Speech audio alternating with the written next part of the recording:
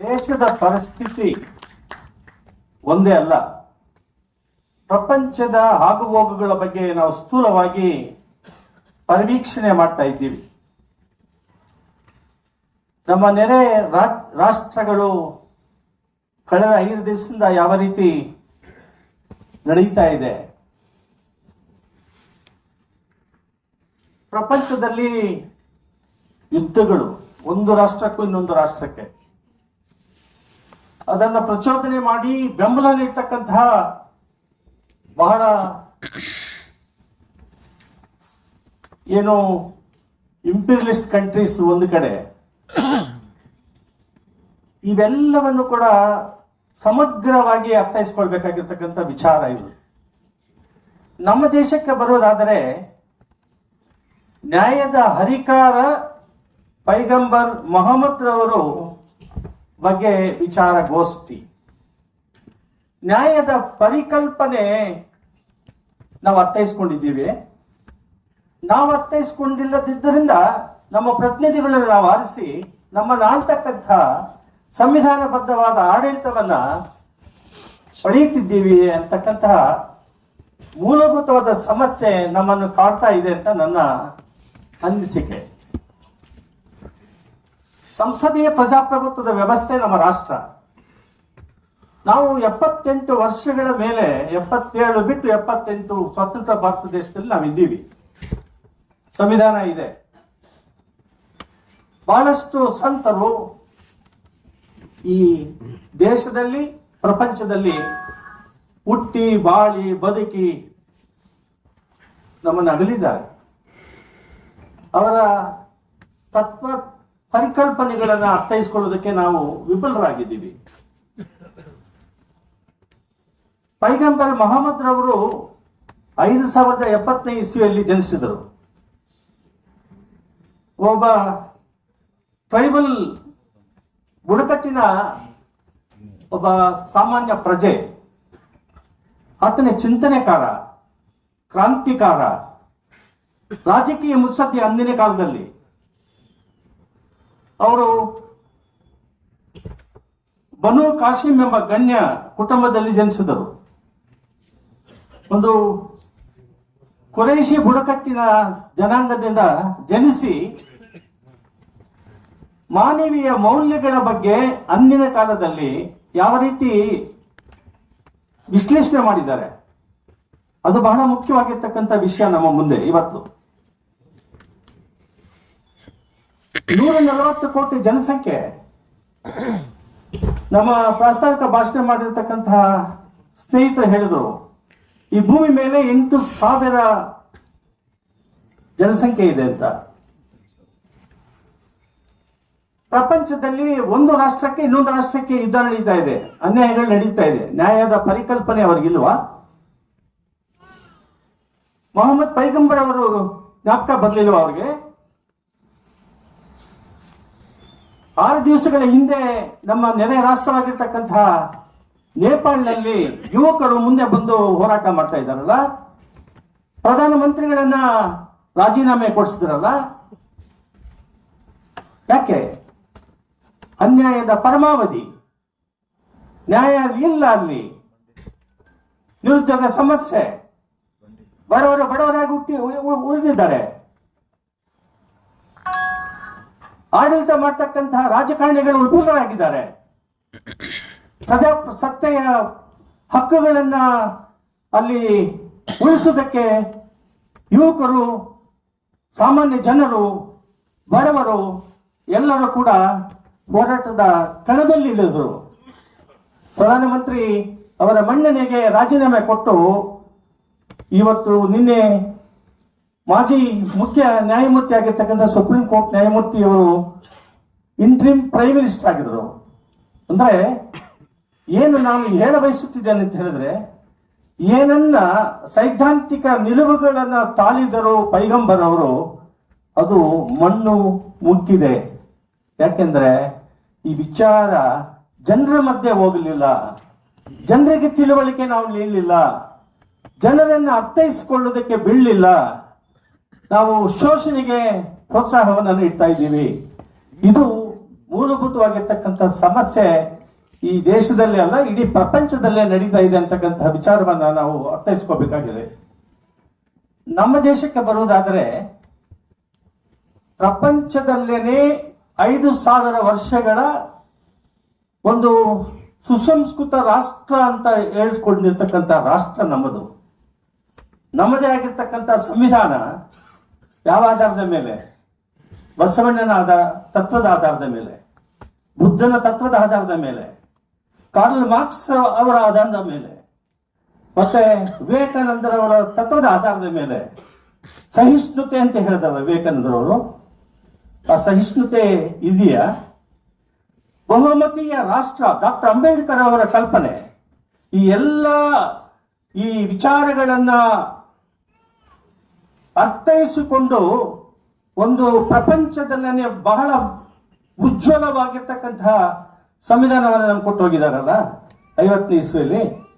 50ರಿಂದ 1275 ಇಸ್ವಿಯಲ್ಲಿ ಈ ದೇಶದಲ್ಲಿ ನ್ಯಾಯ ಸಿಕ್ಕಿದೆಯಾ? ಹೆಣ್ಣು ಮಕ್ಕಳಿಗೆ ನ್ಯಾಯ ಸಿಕ್ಕಿದೆಯಾ? ಯುವಕರಿಗೆ ನ್ಯಾಯ ಸಿಕ್ಕಿದೆಯಾ? ಬಡವರಿಗೆ ನ್ಯಾಯ ಸಿಕ್ಕಿದೆಯಾ? ರೈತರಿಗೆ ನ್ಯಾಯ ಸಿಕ್ಕಿದೆಯಾ? ಯುವಕರಿಗೆ ನ್ಯಾಯ ಸಿಕ್ಕಿದೆಯಾ? ಬುಡಕಟ್ಟಿನ ಜನರಿಗೆ ನ್ಯಾಯ ಸಿಕ್ಕಿದೆಯಾ? ಏನು ಯಾಕೆ ಸಿಕ್ಕಲಿಲ್ಲ? ಏನು ಕಮ್ಮಿ? ಯಾರ ಕಾರಣೀಪುತ್ರರು? ನಾವು ಹೇಳ್ತೀವಿ ಜನರೆಲ್ಲರೂ ಸಾರ್ವಭೌಮರು ಅಂತ. ಜನರ ಪ್ರತಿನಿಧಿಗಳಾಗಿ ಎಲೆಕ್ಟ್ ಆಗಿರ್ತಕ್ಕಂಥ ಸಂಸತ್ನಲ್ಲಿ ಎಂತಹ ಕಾನೂನುಗಳನ್ನು ತರ್ತಾರೆ? ಯಾವ ರೀತಿಯ ಮತಗಳ ಮೇಲೆ ವೈವಿಧ್ಯವನ್ನು ತರ್ತಾ ಇದ್ದಾರೆ? ಯಾಕೆ? ಯಾರ ಕಾರಣರು?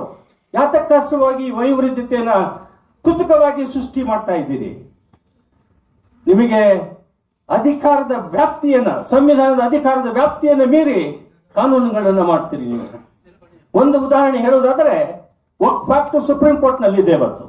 ವಕ್ಫ್ ಆಕ್ಟಿಗೆ ತಿದ್ದುಪಡಿ ಮಾಡುವಾಗ ಮಲ್ಟಿ ರಿಲಿಜನ್ ಕಂಟ್ರಿ, ಬಹುಮತೀಯ ರಾಷ್ಟ್ರ ಅಂತಕ್ಕಂಥದ್ದು ಸಂವಿಧಾನದ 3ನೇ ಭಾಗದಲ್ಲಿರುವಾಗ ಎಲ್ಲ ಮತಗಳು ಸಮಾನತೆ. ನಮ್ಮ ಡಾಕ್ಟರ್ ಮೂಡ್ನಾಡ್ ಚಿನ್ನಸ್ವಾಮಿ ಅವರು ಹೇಳಿದ್ರಲ್ಲ, ಮತಗಳ ಒಗ್ಗೂಟಿಗೆ ಆಗಲಿಲ್ಲ. ಯಾಕಾಗಲಿಲ್ಲ? ಯಾರ ಕಾರಣೀಪುತ್ರರು? ಯಾರು ಇದಕ್ಕೆ ಈ ರೀತಿ ಒಂದು ಮತಕ್ಕೂ ಇನ್ನೊಂದು ಮತಕ್ಕೂ ವ್ಯತ್ಯಾಸ ಇದೆ ಅಂತ ಹೇಳಿದವರು?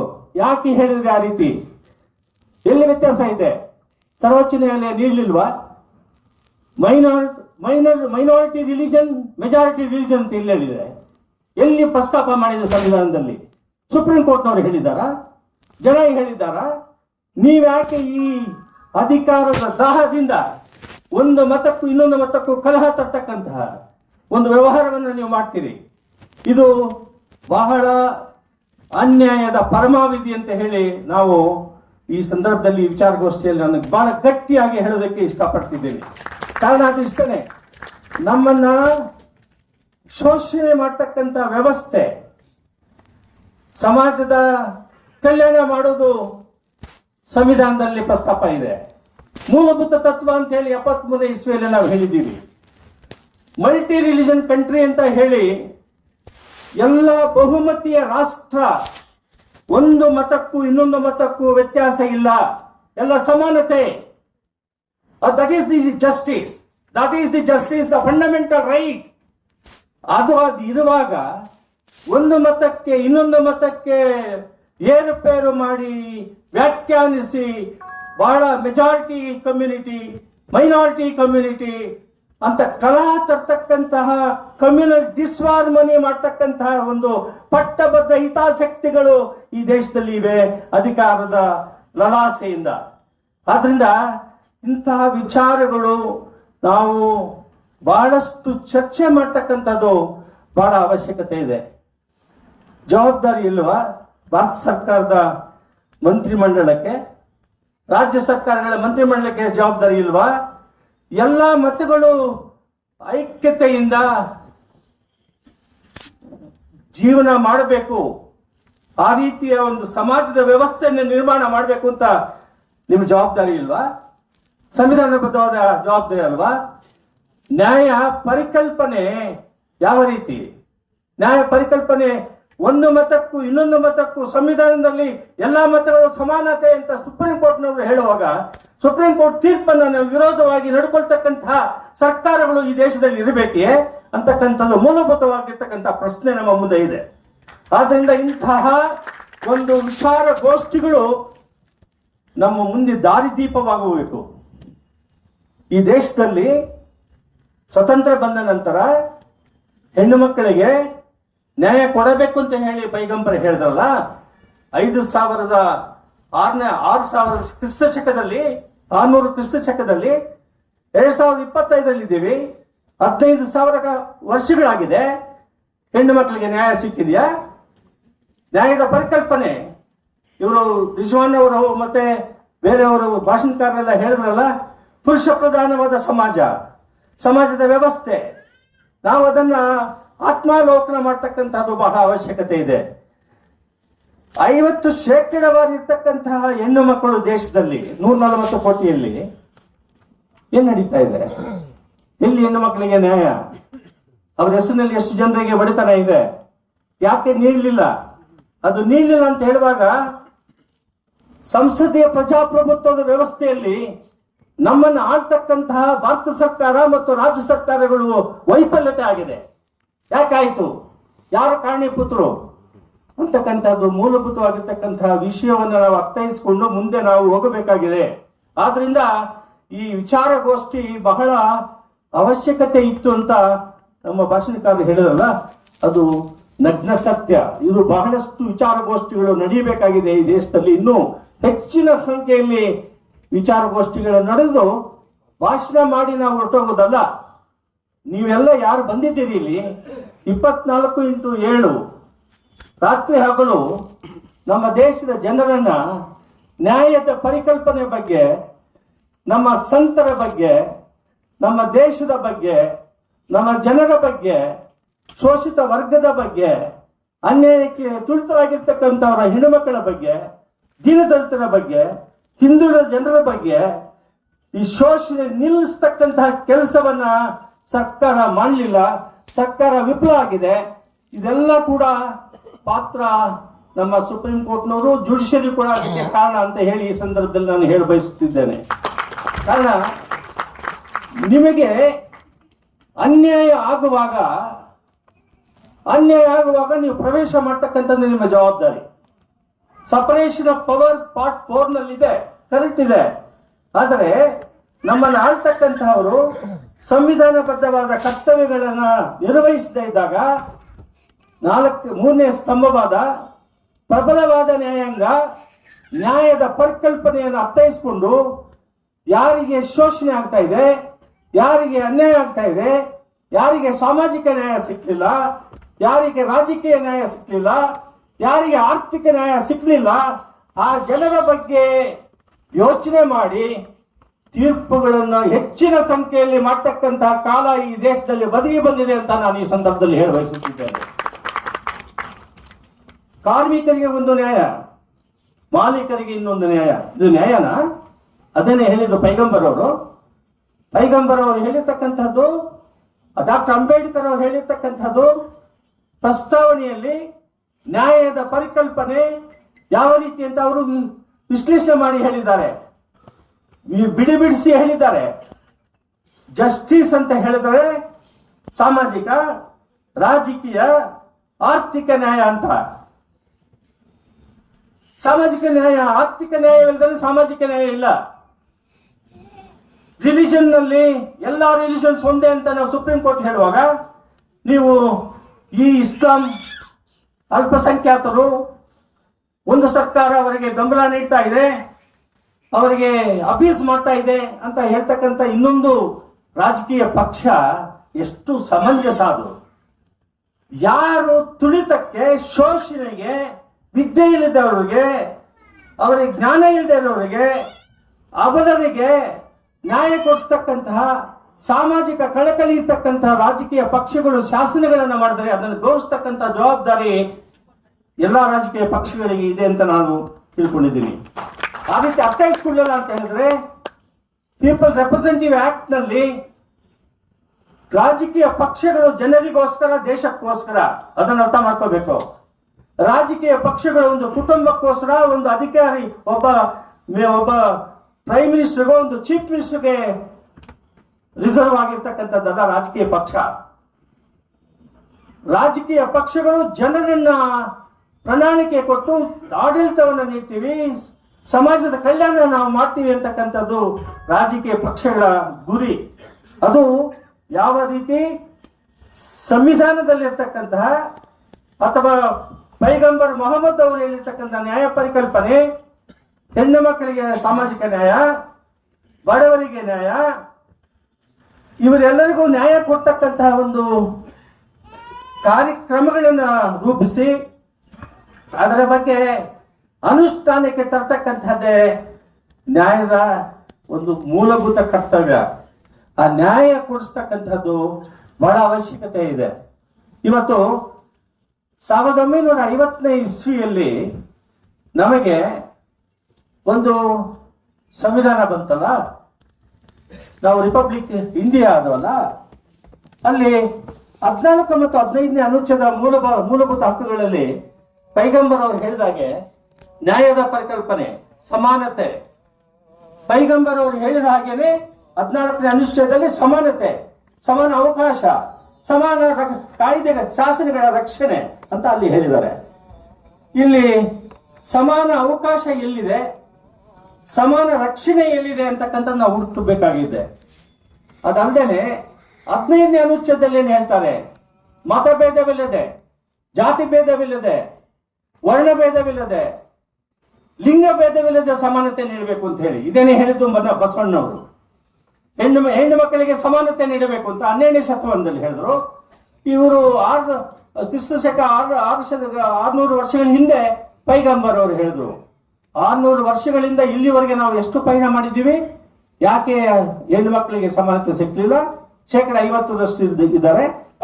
ಪೈಗಂಬರ್ ಅವರು ಹೇಳಿದ್ರಲ್ಲ, ಭ್ರೂಣ ಹತ್ಯೆಯನ್ನ ನಿಷೇಧಿಸಲಾಗಿದೆ ಅಂತ ಹೇಳಿದ್ರು. ಏನ್ ನಡೀತಾ ಇದೆ ಇವಾಗ? ಈ ಡಾಕ್ಟರ್ಸ್ ಎಲ್ಲ ಮೆಟರ್ನಿಟಿ ಹೋಮ್ಗಳಲ್ಲಿ ಹೆಣ್ಣು ಮಕ್ಕಳು ಆಗಬಾರ್ದು ಅಂತ, ಹೆಣ್ಣು ಮಕ್ಕಳು ಆದ್ರೆ ಕುಟುಂಬ ಬೆಳೆಯಲ್ಲ ಅಂತ ಒಂದು ತಪ್ಪು ಕಲ್ಪನೆ ಇವರಿಗೆ. ಭ್ರೂಣ ಹತ್ಯೆ ಮಾಡಿ ಹೆಣ್ಣು ಮಕ್ಕಳು ಆಗೋದಿದ್ರೆ ಅದನ್ನ ತೆಗೆಸುವುದು. ಭ್ರೂಣ ಹತ್ಯೆಯನ್ನ ಅಂದಿನ ಕಾಲದಲ್ಲಿ ಮೊಹಮ್ಮದ್ ಪೈಗಂಬರ್ ಅವರು ನಿಷೇಧಿಸಿದ್ರು. ಅಂದ್ರೆ ಇವತ್ತು ಏನ್ ನಡೀತಾ ಇದೆ ಅಂದ್ರೆ ಇದು ಏನ್ ತೋರಿಸುತ್ತೆ ಅಂತ ಹೇಳಿದ್ರೆ, ನಾವು ಅಂಧಕಾರತ್ವದಲ್ಲಿದ್ದೀವಿ. ನಾವು ಅವಿದ್ಯಾವಂತರಾಗಿ ಜ್ಞಾನವನ್ನ ಪಡೆಯದೇನೆ ಜನರನ್ನಾಗಿ ಗೌರವಿಸ್ತಕ್ಕಂತಹ ಮನೋಭಾವನೆಗಳನ್ನ ಬೆಳೆಸಲಿಲ್ಲ ನಾವು. ಇದು ಬಹಳ ಆತಂಕಕಾರಿ ವಿಷಯವಾಗಿದೆ. ಆದ್ರಿಂದ ಇವತ್ತು ನಾವು ಇಲ್ಲಿ ಇಂತಹ ವಿಚಾರಗೋಷ್ಠಿಗಳು ಬಹಳ ಪ್ರಾಮುಖ್ಯತೆಯನ್ನು ಪಡೆದಿದೆ. ಇಂಥ ವಿಚಾರಗೋಷ್ಠಿಗಳು ಸರ್ಕಾರಗಳು ಮಾಡಬೇಕು. ಸರ್ಕಾರಗಳಿಗೆ ಟೈಮೇ ಇಲ್ಲ. ಯಾವ ರೀತಿ ಕೆಲಸಗಳು ಮಾಡ್ತಾ ಇದ್ದಾರೆ ಅವರು? ಸರ್ಕಾರಗಳು ಕೆಲವು ಕೆಲಸಗಳನ್ನು ಮಾಡ್ತವೆ. ಆ ಕೆಲಸಗಳಿಗೆ ಮುದ್ದತ್ತು ಏನು 5 ಪಾಯಿಂಟ್. ಕರ್ನಾಟಕ ಸರ್ಕಾರ 5 ಪಾಯಿಂಟ್ ಏನು? ಹೆಣ್ಣು ಮಕ್ಕಳಿಗೆ ಫ್ರೀ. ಅಪ್ಪ, ನೀನು ಹೆಣ್ಣು ಮಕ್ಕಳಿಗೆ ಫ್ರೀ ಕೊಡೋದು ಬೇಡಯ್ಯ, ಅವ್ರಿಗೆಲ್ಲ ಕಾಯಮಾಗಿ ಉದ್ಯೋಗ ಕೊಡು, ನಿರುದ್ಯೋಗ ವ್ಯವಸ್ಥೆಯನ್ನ ನಿರ್ಮೂಲನ ಮಾಡುವಂತಕ್ಕಂಥದ್ದು ಮುಖ್ಯ. ಅಂದ ಮಾತ್ರಕ್ಕೆ ನೀವು ಕೊಡ್ತಾ ಇರೋದು ತಪ್ಪು ನಾನು ಹೇಳ್ತಾ ಇಲ್ಲ. ನೀವು ಹೆಣ್ಣು ಮಕ್ಕಳಿಗೆ ಕೊಡಬೇಕು, ದೀನದಲಿತರಿಗೆ ಕೊಡಬೇಕು, ಹಿಂದುಳಿದವರಿಗೆ ಕೊಡಬೇಕು ನ್ಯಾಯವನ್ನ. ಅವರು ಕೊಡುವ ಸಮಯದಲ್ಲಿ ನಿಮ್ಮ ಕಾರ್ಯಕ್ರಮ ಏನಿರಬೇಕು ಅಂದ್ರೆ, ಯುವಕರಿಗೆ, ಮಹಿಳೆಯರಿಗೆ, ನಿರ್ಗತಿಕರಿಗೆ ನ್ಯಾಯದ ಪರಿಕಲ್ಪನೆ ಪೈಗಂಬರ್ ಅವ್ರದ್ದಿದೆಯಲ್ಲ, ಅವ್ರಿಗೆಲ್ಲ ಉದ್ಯೋಗ ಕೊಡ್ತಕ್ಕಂಥ ಕೆಲಸವನ್ನು ಮಾಡಬೇಕು. ಆ ಕೆಲಸ ನಡೀತಾ ಇಲ್ಲ, ಆ ಕೆಲಸ ನಡೀಬೇಕಾಗಿದೆ. ಆದ್ರೆ ಇಲ್ಲಿ ಹರ್ಷದವರೇ, ನಿಮ್ಮ ಅರ್ಬನ್ ಡೆವಲಪ್ಮೆಂಟ್ ಮಿನಿಸ್ಟ್ರಿಗೆ ಹೇಳ್ಬೇಕು, ನೀವು ಬೆಂಗಳೂರು ನಗರದಲ್ಲಿ ಏನ್ ನಡೀತಾ ಇದೆ? ಯಾವ ರಸ್ತೆ ಚೆನ್ನಾಗಿದೆ? ಜನರು ಸಾಯ್ತಾ ಇದಾರಲ್ಲ, ಯಾವುದಿದೆ? ಯಾರು ನಿಮ್ಗೆ ಹೇಳಿದ್ದು? ನಿಮ್ಮ ಹತ್ರ ಬಡ್ಜೆಟ್ ಇಲ್ವಲ್ಲ? ರಸ್ತೆ ಹಳೇದೇ ಇತ್ತು, ಇರ್ಬೋದಾಗಿತ್ತು. ನೀವು ಎಲ್ಲಾ ರಸ್ತೆಗಳು ಸಿಮೆಂಟ್. ಎಲ್ಲಿ ಸಿಮೆಂಟ್? ಒಂದೊಂದು ವರ್ಷ ಸಿಮೆಂಟ್ ಹಾಕ್ತೀರಾ ನೀವು? ಸಿಮೆಂಟ್ ರಸ್ತೆ ಮಾಡ್ತೀರಾ? ಏನಿದೆ ಕಥೆ ನಿಮ್ಗೆ? ಯಾರು ಕೇಳೋರಿಲ್ವಾ? ನಾನು ಚೀಫ್ ಜಸ್ಟಿಸ್ ಆಗಿದ್ದಾಗ ಒಂದು ರಸ್ತೆ ಸರಿ ಇಲ್ಲ ಅಂದ್ರೆ ಡೆಪ್ಯೂಟಿ ಕಮಿಷನರ್ ಕೋರ್ಟ್ ಕರೆಸಿ 48 ಗಂಟೆ ಸಮಯ ಕೊಡ್ತಿದ್ದೆ. ಆ ರೀತಿ ಕೆಲಸ ನಮ್ಮ ನ್ಯಾಯಾಲಯಗಳು ಮಾಡಬೇಕಾಗಿತ್ತು, ನಿಮ್ಮನ್ನೆಲ್ಲ ಕಂಟ್ರೋಲ್ ತರಬೇಕಾಗಿತ್ತು. ತಮಾಷೆ ಅಲ್ಲ ಈ ವಿಚಾರ. ಜನರು ಆ ರಸ್ತೆಯಲ್ಲಿ ಮನೆಗಳಲ್ಲಿ ವಾಸ ಮಾಡೋದಕ್ಕಾಗದೇನೆ, ಬಿಸ್ನೆಸ್ ಮಾಡೋದಕ್ಕಾಗದೇನೆ ಆ ಕೂಲಿಕಾರರು, ರಸ್ತೆಯಲ್ಲಿ ವ್ಯಾಪಾರ ಮಾಡ್ತಕ್ಕಂಥ ಬಡ ಜನರೆಲ್ಲರೂ ಕೂಡ ಸತ್ತೋಗ್ತಾ ಇದ್ದಾರೆ. ಇದಕ್ಕೇನು ನೀವು ಯಾರು ಉತ್ತರ ಕೊಡ್ತೀರಿ? ಯಾರು ನ್ಯಾಯ ಕೊಡ್ತಿದ್ದಾರೆ? ಯಾಕೆ ನ್ಯಾಯ ಕೊಡ್ತಿಲ್ಲ ನೀವು ಅಂತಕ್ಕಂಥ ವಿಚಾರ ಈ ಸಂದರ್ಭದಲ್ಲಿ ಹೇಳಬಯಸುತ್ತಿದ್ದೇನೆ. ರೋಡ್ ವಿಸ್ತಾರ ಅಗಲ ಮಾಡೋದು, ಸಿಮೆಂಟ್ ರಸ್ತೆ ನೀವು ಹಾಕ್ತಿದ್ದೀರಿ. ಇದು ಒಂದು ವಿಚಾರ ನಾನು ಹೇಳಿದೆ. ಇಂಥ ವಿಚಾರಗಳು ಬಹಳಷ್ಟಿವೆ. ಎಂಥ ವಿಚಾರಗಳು? ಯಾವುದು ನಿಮಗೆ ಭೂಮಿ ಎಲ್ಲರಿಗೂ ಹಂಚಿಕೆ ಆಗಬೇಕು, ಲಿಕ್ಕರ್ ಪಾಲಿಸಿ ಅವ್ರು ಹೇಳಿದ್ರಲ್ಲ, ನಿಷೇಧಿಸಿದ್ರು. ಇವಾಗ ನಿಮ್ಮ ಡೈರೆಕ್ಟಿವ್ ಪ್ರಿನ್ಸಿಪಲ್ಸ್ ನಲ್ಲಿ ಇರ್ತಕ್ಕಂಥದ್ದು ಔಷಧಿಗೆ ಮಾತ್ರ ನೀವು ಲಿಕ್ಕರ್ನ ಉಪಯೋಗಿಸಿ ಅಂತ ಹೇಳಿರೋದು. What is the policy of the state government? What is the policy of the government of India? Why are ನೀವು ಇದನ್ನ ಹಳ್ಳಿಯಲ್ಲಿ ಶರಾಬ್ ಅಂಗಡಿಗಳಿದ್ರೆ ಯುವಕರೆಲ್ಲ ನೈತಿಕತೆ ಕಳ್ಕೊಂಡಿದ್ದಾರೆ, ಅವರೆಲ್ಲ ಸಾಯ್ತಾ ಇದ್ದಾರೆ. ಅವರಿಗೆ ಕುಡಿದು ಡಿಜನರೇಟ್ ಆಗೋಗ್ಬಿಟ್ಟಿದ್ದಾರೆ. ಇದು ನೀವು ಈ ಲಿಕ್ಕರ್ ಶಾಪ್ಸ್ ಇಂದ ನೀವು ರೆವಿನ್ಯೂ ಪಡೆಯೋದು ನಿಮ್ದು ಮುಖ್ಯ ಕಾರಣನಾ? ಇದು ನ್ಯಾಯನಾ? ಜನರನ್ನಾಗಿ ಜೀವಿಸ್ತಕ್ಕಂತಹ ಸಮಾಜದ ವ್ಯವಸ್ಥೆಯನ್ನ ನೀವು ಮಾಡಬೇಕಾಗಿರ್ತಕ್ಕಂತಹ ಕರ್ತವ್ಯ 38 ಅನುಚ್ಛೇದದಲ್ಲಿ ಹೇಳ್ತಾರೆ. State shall strive hard to bring social order. Where have you brought the social order? ಸಮಾಜದ ವ್ಯವಸ್ಥೆಯನ್ನು ಬದಲಾವಣೆ ಮಾಡಬೇಕಾಗಿದೆ. ಸಮಾಜದ ವ್ಯವಸ್ಥೆಯಲ್ಲಿ ಬದಲಾವಣೆ ಮಾಡಿದ್ದೀರಿ ನೀವು. ಯಾಕೆ ಬದಲಾವಣೆ ಮಾಡಕ್ ಸಾಧ್ಯ ಆಗ್ಲಿಲ್ಲ? ಅದಕ್ಕೆ ಉತ್ತರ ಕೊಡಬೇಕಾಗಿರ್ತಕ್ಕಂಥದ್ದು ಇಂಥ ವಿಚಾರಗೋಷ್ಠಿಗಳಲ್ಲಿ ನಾವು ಪೈಗಂಬರ್ ಮೊಹಮ್ಮದ್ ರವ್ರನ್ನ ನೆನೆಸ್ಕೊಂಡು ಇಂಥ ವಿಚಾರಗಳ ಬಗ್ಗೆ ಇಲ್ಲಿ ಬಂದಿರತಕ್ಕಂಥ ಎಲ್ಲ ಮಹನೀಯರು, ಮಹಿಳೆಯರು, ವಿಶೇಷವಾಗಿ ನಾನು ಮಹಿಳೆಯರಲ್ಲಿ ಕಳಕಳಿಯ ಮನವಿ ಮಾಡ್ಕೊಳ್ತಿದ್ದೀನಿ. ನೀವು ನಾಯಕತ್ವವನ್ನು ಪಡೆದು ಮುಂದೆ ಬರಬೇಕಾಗಿದೆ ಇವತ್ತು ದೇಶದಲ್ಲಿ. ಅದು ಪಡೆಯಲಿಲ್ಲ ಅಂದ್ರೆ ಸಾಮಾಜಿಕ ನ್ಯಾಯ ಸಿಕ್ಕುವುದಿಲ್ಲ ಅಂತ ಈ ಸಂದರ್ಭದಲ್ಲಿ ವಿಶೇಷವಾಗಿ ನಮ್ಮ ಮುಸಲ್ಮಾನ್ ಬಾಂಧವರಿಗೆ ಕೂಡ ನಾನು ಹೇಳ್ತಿದ್ದೀನಿ. ಅಂಧಕಾರತ್ವದಿಂದ, ಮತಾಂಧತೆಯಿಂದ, ಯಾವುದೇ ಮತಾಂಧತೆಯಿಂದ ಅಂಧಕಾರತ್ವದ ಒಂದು ನಡವಳಿಕೆ ಇದ್ದರೆ ಅವರ ಪ್ರಗತಿ ಆಗುವುದಿಲ್ಲ, ದೇಶದ ಪ್ರಗತಿ ಆಗುವುದಿಲ್ಲ, ಅವರಿಗೆ ನ್ಯಾಯ ಸಿಗುವುದಿಲ್ಲ ಅಂತಕ್ಕಂಥ ವಿಚಾರವನ್ನ ಈ ಸಂದರ್ಭದಲ್ಲಿ ನಾನು ಹೇಳ ಬಯಸುತ್ತಿದ್ದೇನೆ. ಈ ನಿಟ್ಟಿನಲ್ಲಿ ನೀವು ಮುಂದೆ ಬಂದು ಹೆಚ್ಚಿನ ಸಂಖ್ಯೆಯಲ್ಲಿ ಹೆಣ್ಣು ಮಕ್ಕಳಿಗೆ ನ್ಯಾಯವನ್ನು ಕೊಡಿಸ್ತಕ್ಕಂಥದ್ದು ನಮ್ಮೆಲ್ಲರ ಕರ್ತವ್ಯ ಅಂತ ನಾನು ಭಾವಿಸಿದ್ದೀನಿ. ಈ ನಿಟ್ಟಿನಲ್ಲಿ ನಾವು ನಿಮ್ಮ ಒಂದು ಮತದಲ್ಲಿರ್ತಕ್ಕಂಥ ಹೆಣ್ಣು ಮಕ್ಕಳಿಗೆಲ್ಲ, ಸಮಸ್ತ ಮತಗಳಲ್ಲಿರ್ತಕ್ಕಂಥ ಹೆಣ್ಣು ಮಕ್ಕಳು ಎಲ್ಲರಿಗೂ ಕೂಡ ನ್ಯಾಯವನ್ನ ಕೊಡಿಸ್ತಕ್ಕಂಥದ್ದು ಮೊಹಮ್ಮದ್ ಪೈಗಂಬರ್ ಅವ್ರನ್ನ ನೆನೆಸ್ಕೊಂಡು ಆ ಸಿದ್ಧಾಂತ ತತ್ವಗಳನ್ನ ಜಾರಿಗೆ ತರ್ತಕ್ಕಂಥದ್ದು ಅವಶ್ಯಕತೆ ಇದೆ. ಅದು ಮಾಡಲಿಲ್ಲ ಅಂತ ಹೇಳಿದ್ರೆ ಈ ದೇಶದ ಪ್ರಗತಿ ಆಗುವುದಿಲ್ಲ, ಜನರಿಗೆ ಶೋಷಣೆ ತಪ್ಪಿದ್ದಿಲ್ಲ, ರೈತರ ಬವಣೆಯನ್ನು ತಪ್ಪಿಸೋದಕ್ಕಾಗುವುದಿಲ್ಲ. ಆದ್ರಿಂದ ಹೆಚ್ಚಿನ ವಿಚಾರಗಳನ್ನ ಮಾತಾಡೋದಕ್ಕೆ ನಾನು ಬರ್ಕೊಂಡು ಬಂದಿದ್ದೀನಿ. ಆದ್ರೆ ಸಮಯ ಈಗಾಗಲೇ ಚೀಟಿ ಬಂದಿದೆ. ನನಗೆ ಇಸ್ಲಾಂ ಟೀಚಿಂಗ್ಸ್ ಬಗ್ಗೆ, ಅಬೌಟ್ ಜಸ್ಟಿಸ್ ಬಗ್ಗೆ ಸಾಕಷ್ಟು ಸಾಹಿತ್ಯವನ್ನ ಕ್ರೋಢೀಕರಿಸಿ ತಮ್ಮ ಮುಂದೆ ಇಡಬೇಕು ಅಂತ ತಂದಿದ್ದೀನಿ. ಇವರು ಪ್ರವಾದಿ ಮೊಹಮ್ಮದ್ ಅವರ ಬಗ್ಗೆ 10 ಪ್ರಮುಖ ಅಂಶಗಳು, ಅವರ ಯೌವನ ಮತ್ತು ವಿವಾಹ, ಇಸ್ಲಾಂಗೆ ಕೊಡುಗೆ, ದಿವ್ಯ ಜ್ಞಾನ ಮತ್ತು ಏಕದೇವತಾವಾದ. ಅವರು ನಮ್ಮ ಮುಕುಂದ್ ರಾಜ್ ಅವರು ಹೇಳಿದಾಗೆ ದೇವರು ಅಂತ ಹೇಳಿ ಅವರು ಆಸ್ತಿಕರು ನಾಸ್ತಿಕರು ಅಂತ ಹೇಳಿದ್ರು. ನಾನು ಆ ಗುಂಪಿಗೆ ಸೇರಿದವನೇ. ಆದ್ರೆ ನಾನು ಅವರು ನಂಬಿದವರನ್ನ, ಅವರ ನಂಬಿಕೆ ಅವರದ ಆ ರೀತಿ ಇತ್ತು. ಆದರೆ ಅವರ ಚಿಂತನೆ, ಅವರ ಸಿದ್ಧಾಂತ ಮಾನವೀಯ ಮೌಲ್ಯಗಳನ್ನು ಸಂರಕ್ಷಣೆ ಮಾಡ್ತಕ್ಕಂಥ ಸಿದ್ಧಾಂತ ಆಗಿತ್ತು. ಅದಕ್ಕೆ ನಾವು ಗೌರವಿಸಬೇಕಾಗಿದೆ. ಇದು ನಮ್ಮ ಇನ್ನೊಬ್ಬ ಭಾಷಣಕಾರ ಹೇಳಿದ್ರು, ನಾವು ಸ್ವತಂತ್ರ ಬಂದಾಗ 39 ಕೋಟಿ ಜನಸಂಖ್ಯೆ ಇದ್ವಿ, 38 ಕೋಟಿ ದೇವತೆಗಳು ದೇವರುಗಳು ಇದ್ರು ಅಂತ. 140 ಕೋಟಿ ಆಗಿದೆ. ಇವಾಗ ರಸ್ತೆಯಲ್ಲಿ ದೇವಸ್ಥಾನಗಳು, ಎಲ್ಲ ಮಸೀದಿಗಳು ಎಲ್ಲ, ಇದು ಜನರ ಕಲ್ಯಾಣಕ್ಕಾಗಿ ಆಗ್ತಕ್ಕಂಥ ದೇವಸ್ಥಾನಗಳು, ಗುಡಿಗಳಲ್ಲ. ಇದು ಈ ವೆಸ್ಟೆಡ್ ಇಂಟ್ರೆಸ್ಟ್, ಪಟ್ಟಭದ್ರತೆ ಸಂಪಾದನೆ ಮಾಡ್ಕೊಳ್ತಕ್ಕಂತಹ ದೇವರುಗಳು ಅವರು ಆಗಿದ್ದಾರೆ. ಜನರ ಕಲ್ಯಾಣಕ್ಕಾಗಿ ದೇವರುಗಳನ್ನ ನಂಬಿದರೆ ಅದು ಒಂದು ತರಹ. ಅವರಿಗೆ ಸ್ವತಃ ಎಲ್ಲ ಈ ಚಾರಿಟಬಲ್ ಇನ್ಸ್ಟಿಟ್ಯೂಷನ್ಸು, ವಕ್ಫ್ ಬೋರ್ಡ್ಸು, ಇದು ಈ ವಕ್ಫ್ ಆಕ್ಟ್ ಅನ್ನ ಚರ್ಚೆ ಇಲ್ಲದೆ ಪಾರ್ಲಿಮೆಂಟ್ ನಲ್ಲಿ ತಿದ್ದುಪಡಿ ಮಾಡಿ ಅದನ್ನ ಮೂಲಭೂತವಾಗಿರ್ತಕ್ಕಂಥ ಹಕ್ಕುಗಳಿಗೆ ಚ್ಯುತಿ ಬರ್ತಕ್ಕಂಥದ್ದು ಸುಪ್ರೀಂ ಕೋರ್ಟ್ ನಲ್ಲಿ ಪೆಂಡಿಂಗ್ ಇದೆ ಅದು ಕೇಸು. ಈ ರೀತಿಯ ಸರ್ಕಾರಗಳೇನೆ ಒಂದು ಮತ ಇನ್ನೊಂದು ಮತ ವ್ಯವಹಾರಗಳು ಮಾಡಿಕೊಂಡು ಅವರ ಚಿಂತನೆಗಳನ್ನು ಡೈವರ್ಟ್ ಮಾಡಿ ರಾಜ್ಯಭಾರಗಳನ್ನು ಮಾಡಿ ಅಧಿಕಾರದ ಲಲಾಸೆಯಿಂದ ಇರ್ತಕ್ಕಂತಹ ಈ ಜನರಿಗೆ ಬುದ್ಧಿ ಕೊಡಿಸ್ಬೇಕಂತ ಹೇಳಿದ್ರೆ ನೀವೆಲ್ಲರೂ ಕೂಡ ಜ್ಞಾನವಂತರಾಗಬೇಕು, ವಿಚಾರವಂತರಾಗಬೇಕು, ವಿಷಯವನ್ನು ತಿಳ್ಕೋಬೇಕಾಗಿದೆ. ಇಂಥ ವಿಚಾರಗೋಷ್ಠಿಗಳು ಇಡೀ ದೇಶದ ಉದ್ದಕ್ಕೂ, ಗ್ರಾಮೀಣ ಪ್ರದೇಶದಲ್ಲಿ, ನಗರ ಪ್ರದೇಶಗಳಲ್ಲಿ, ಜಿಲ್ಲಾ ಪ್ರದೇಶಗಳಲ್ಲಿ, ತಾಲೂಕಾ ಪ್ರದೇಶಗಳಲ್ಲಿ ಎಲ್ಲರನ್ನೂ ಸೇರಿಸಿ ಅನ್ಯಾಯಗಳ ಬಗ್ಗೆ ತಿಳಿಸಬೇಕಾಗಿದೆ.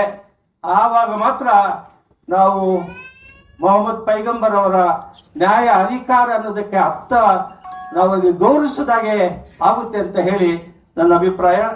ಆರ್ಥಿಕ ನ್ಯಾಯ, ಎಕನಾಮಿಕ್ ಜಸ್ಟಿಸ್ ಅಂತ ಹೇಳಿದ್ನಲ್ಲ ಪ್ರಸ್ತಾವನೆಯಲ್ಲಿ, ಮೂಲಭೂತ ತತ್ವ, ಅದನ್ನು ಪೈಗಂಬರ್ ಅವರು ಆವಾಗಲೇ ಹೇಳಿದರು. ಮತ್ತೆ ವ್ಯಾಪಾರ ಮತ್ತು ವ್ಯವಹಾರದಲ್ಲಿ ಸತ್ಯಸಂಧತೆ, ವೇರ್ ಈಸ್ ಸತ್ಯಯೋಗ, where is the justice, where is the honesty? there is no honesty in the government itself. Where do you get it? ವ್ಯಾಪಾರ, now government is doing ವ್ಯಾಪಾರ, constitution provides for it, but what kind of ವ್ಯಾಪಾರ you are doing? Is there any element of the honesty in that? No. ನೀವು ಆಗ್ತಕ್ಕಂತಹ transparency act ನ violate ಮಾಡಿ ನಾವು ಕೇಳ್ಪಟ್ವಿ. ನೀವು ಕಮಿಷನ್ಗಳನ್ನ ಹಾಕಿದ್ರಿ. Corona period ನಲ್ಲಿ 2,000 ಕೋಟಿ ಅನ್ಯಾಯ ಆಗಿದೆ ಅಂತ ಹೇಳಿ, ಏನು ಈ ಮಾಸ್ಕ್ ತಗೊಳ್ಳೋದ್ರಲ್ಲಿ ಮತ್ತೆ ಔಷಧಿ ತಗೊಳ್ಳೋದ್ರಲ್ಲಿ, ಆ ಪೇಷಂಟ್ಸ್ ಕೊಡೋದ್ರಲ್ಲಿ ನಮ್ಮ ಸುಪ್ರೀಂ ನಿವೃತ್ತ ನ್ಯಾಯಮೂರ್ತಿ ಒಂದು ರಿಪೋರ್ಟ್ ಕೊಟ್ಟಿದ್ದಾರೆ.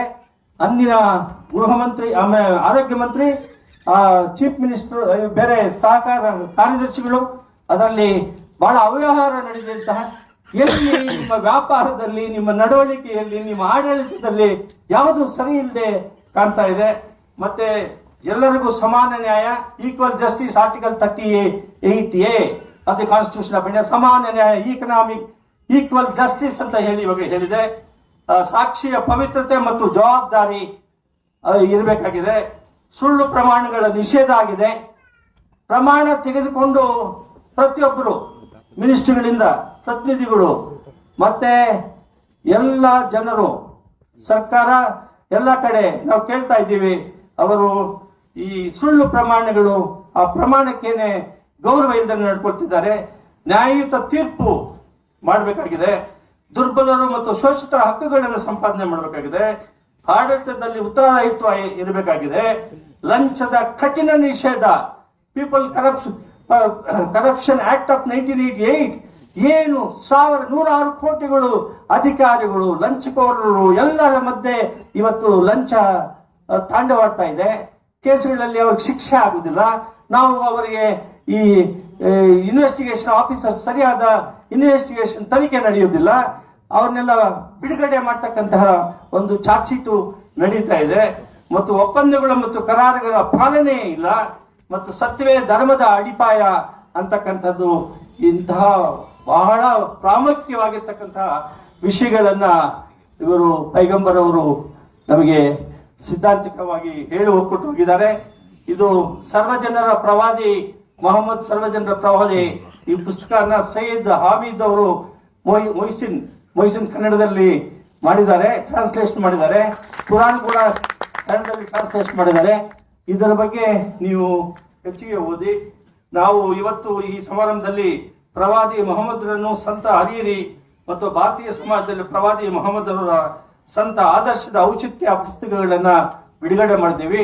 ಆ ಪುಸ್ತಕಗಳನ್ನೆಲ್ಲ ತೆಗೆದುಕೊಂಡು ನೀವೆಲ್ಲ ಓದಿ ಜ್ಞಾನವಂತರಾಗಿ, ಪ್ರಜ್ಞಾವಂತರಾಗಿ, ಅನ್ಯಾಯದ ವಿರುದ್ಧ ಹೋರಾಟ ಮಾಡಿ ನಾವು ನ್ಯಾಯವನ್ನ ಪಡೀತಕ್ಕಂಥವ್ರು ನೀವೇ ಅಲ್ಲ, ಸಮಾಜದ ಎಲ್ಲ ಜನರು ಕೂಡ ಶೋಷಣೆ ವಿರುದ್ಧ ನ್ಯಾಯ ಪಡೆಯುವುದಕ್ಕೆ ಹೋರಾಟಗಳನ್ನು ಮಾಡಿ ಅಂತ ಹೇಳಿ ಮತ್ತೊಮ್ಮೆ